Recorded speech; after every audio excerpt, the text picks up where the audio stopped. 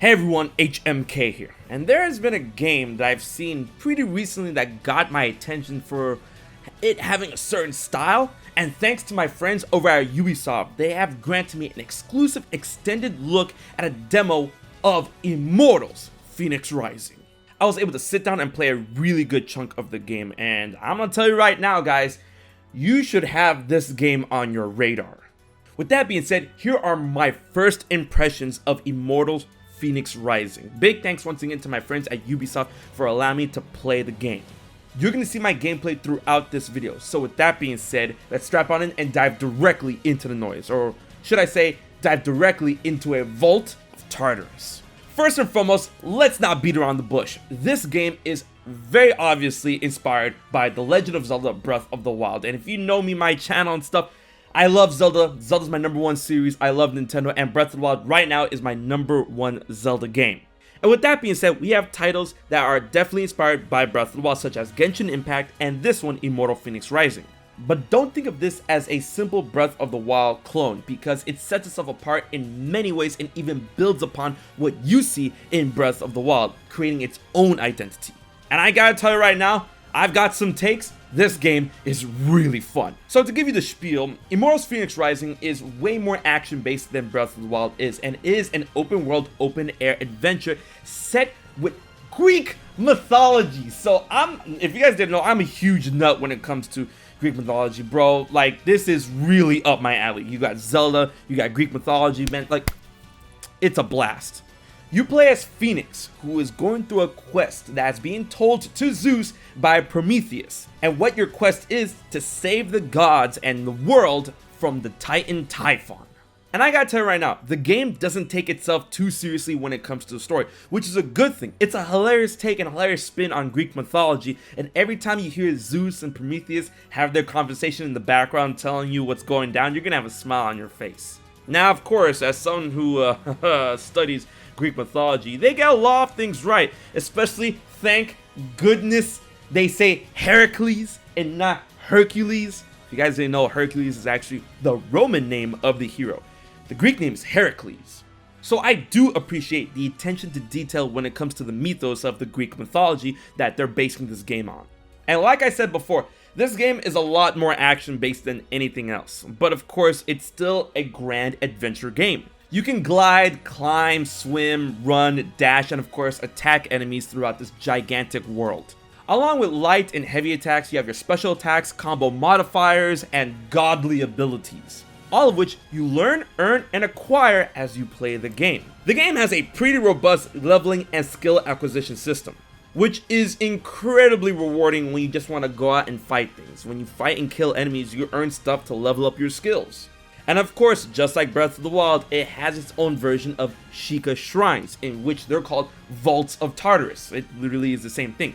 You dive on in and you go through this puzzling quest or fight enemies in order to earn a Thunderbolt of Zeus, which is like a spirit orb.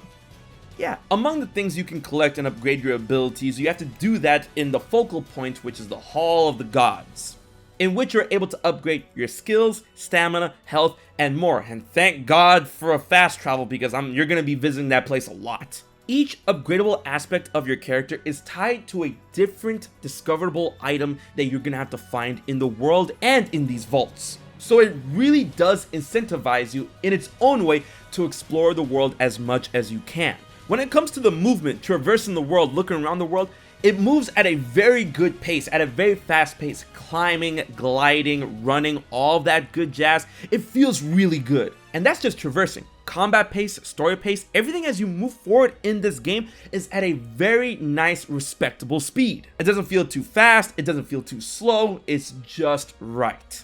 Now, even though I explored a small chunk of the world, from what I've seen in the distance, areas within this giant island, yeah, it's an island that you have to explore, are varied and beautiful. Especially when it turns nighttime and you go into a vault, there is no shortage of eye candy. It's very pleasing to see. And that's all thanks to the playful and colorful, yet at times can be very serious art style of the game.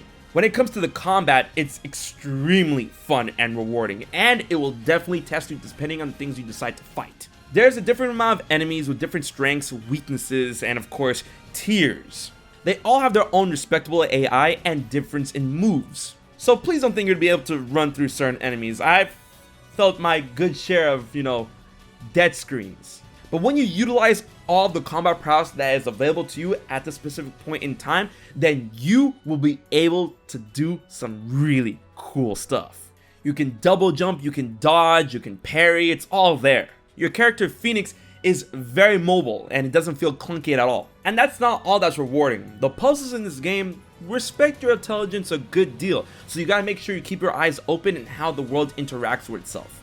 Either way, when you get a job done, whatever it could be in Immortals Fenyx Rising, it feels very rewarding in the fact that you got it done and in what you get when you complete these tasks. In reality, the whole basis of this game that I got is that it pushes you from all directions in order to move forward in the way you want, which is hard to find sometimes in games like this. It's been a very long time since I felt like I can just explore a world and do whatever I want, and as I go, more possibilities, more avenues, more directions get shown to me organically.